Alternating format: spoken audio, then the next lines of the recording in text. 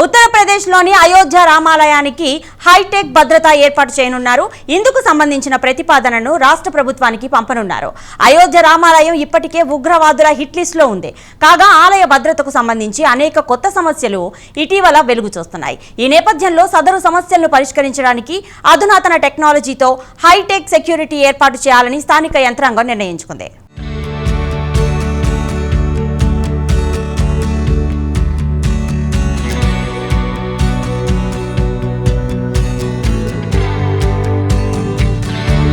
భారతీయుల శతాబ్దాల కల సాకారమైంది. కిందటేడాది అంగరంగ వైభవంగా అయోధ్యలో బాలరాముడి విగ్రహ ప్రతిష్ఠాపన జరిగింది. ఈ అపురూప దృశ్యాన్ని యావత్ ప్రపంచం కనులారా వీక్షించింది. ఈ మహోజ్వల ఘట్టాన్ని చూసి ప్రపంచవ్యాప్తంగా రామభక్తులు పులకించిపోయారు. దేశమంతటా అయోధ్య సంబరాలు మిన్నంటాయి. 50కి పైగా దేశాల్లో రామభక్తులు ఈ అపురూప దృశ్యాన్ని చూసి పరవశించారు.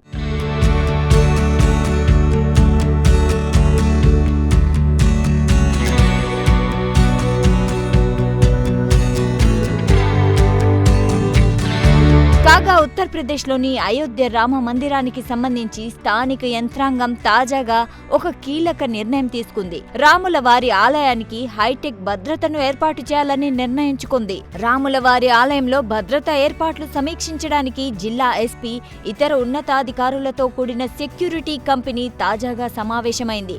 ఈ సమావేశంలో ఆలయానికి హైటెక్ సెక్యూరిటీ ఏర్పాటు చేయాలన్న ప్రతిపాదన తెరమీదికి వచ్చింది. హైటెక్ భద్రతా పరికరాల ఆవశ్యకతను వివరిస్తూ రూపొందించిన ప్రతిపాదనలను ఈ సందర్భంగా ఖరారు చేశారు. ఈ ప్రతిపాదనలను రాష్ట్ర ప్రభుత్వానికి పంపుతామని జిల్లా మెజిస్ట్రేట్ నిఖిల్ తెలియజేశారు.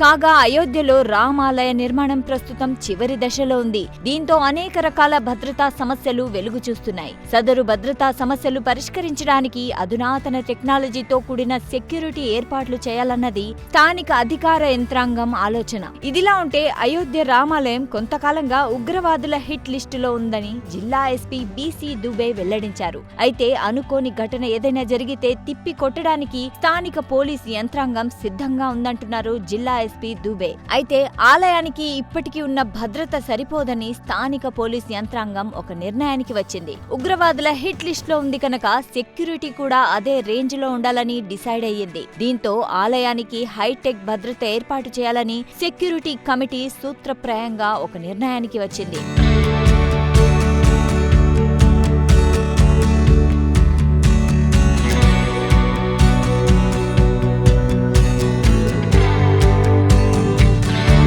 ఇలా ఉంటే ఆలయ పరిసరాల్లో ఇటీవల భద్రతను కట్టుదిట్టం చేశారు. అంతేకాదు ఆలయ చుట్టుపక్కల భారీ సంఖ్యలో పోలీసులను మోహరించారు. ఆలయానికి వచ్చే దారులన్నిటిపైనే పోలీసులు కన్నేసి ఉంచారు. ఆలయం వైపు వెళ్లే మార్గాల్లో సీసీ కెమెరాలు ఏర్పాటు చేశారు. వీటన్నిటితో పాటు ఆలయ పరిసర ప్రాంతాల్లో తనిఖీలు ముమ్మరం చేశారు. కాగా 100 ఏళ్ల నాటి కలను సాకారం చేస్తూ అయోధ్యలో కిందటేడాది జనవరి 22న చారిత్రక ఘట్టం ఆవిష్కృతమైంది.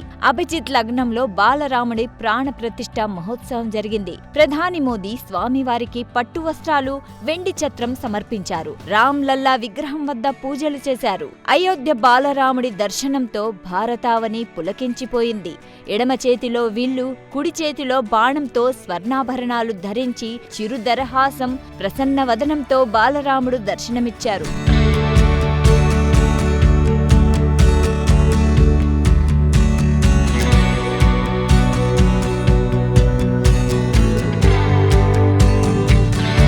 బాలరాముడి విగ్రహ ప్రతిష్ఠాపనతో అయోధ్య నగరం మొత్తం ఆధ్యాత్మిక క్షోభతో కళకళలాడింది. ఎటు చూసినా రామనామ స్మరణతో మారుమ్రోగింది. దేశవ్యాప్తంగా పలు ప్రాంతాలకు చెందిన కళాకారులు చేసిన ప్రదర్శనలు ఆకట్టుకున్నాయి. ఈ కమనీయ దృశ్యం చూడటానికి దేశ విదేశాల్లోని అత్యంత ప్రముఖులు, స్వామీజీలు కలిసి దాదాపు 7,000 మంది విచ్చేశారు. అనేక రంగాలకు చెందిన ప్రముఖులు ప్రాణ ప్రతిష్ఠ వేడుకను ప్రత్యక్షంగా వీక్షించి పులకించిపోయారు. అయోధ్యలో సాంస్కృతిక ప్రదర్శనలు ఆకట్టుకున్నాయి. వివిధ రాష్ట్రాలకు చెందిన సాంప్రదాయ నృత్యాలు, సంగీత కార్యక్రమాలు అలరించాయి. రామాయణ ఘట్టాలను వివరిస్తూ పలువురు గాయకులు గీతాలను ఆలపించారు. అయోధ్యలో బాలరాముడి విగ్రహ ప్రతిష్టాపనతో కొన్ని శతాబ్దాల భారతీయుల కల సాకారమైంది. ఆధునిక భారతదేశ చరిత్రలో ఒక మహోజ్వల ఘట్టం ఆవిష్కృతమైంది.